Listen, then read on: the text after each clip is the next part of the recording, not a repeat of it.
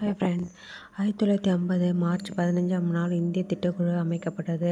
அதன் தலைவராக நாட்டின் முதல் பிரதமராகிய ஜவஹர்லால் நேரு பொறுப்பேற்றார். 1952 நாட்டின் திட்டமிட்ட பொருளாதார வளர்ச்சியினை வலுப்படுத்த தேசிய வளர்ச்சி குழு நேஷனல் டெவலப்மெண்ட் கவுன்சில் என்ற புதிய அமைப்பு திட்டக்குழு ஏற்படுத்தப்பட்டது.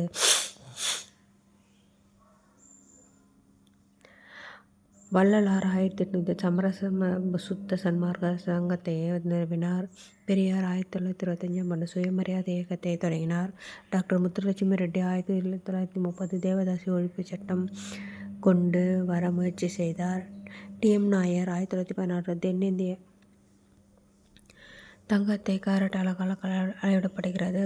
18 கேரட் 75% தூய தங்கம், 22 கேரட் 99.6% தூய தங்கம், 24 கேரட் 100% தூய தங்கம். Thank you friends.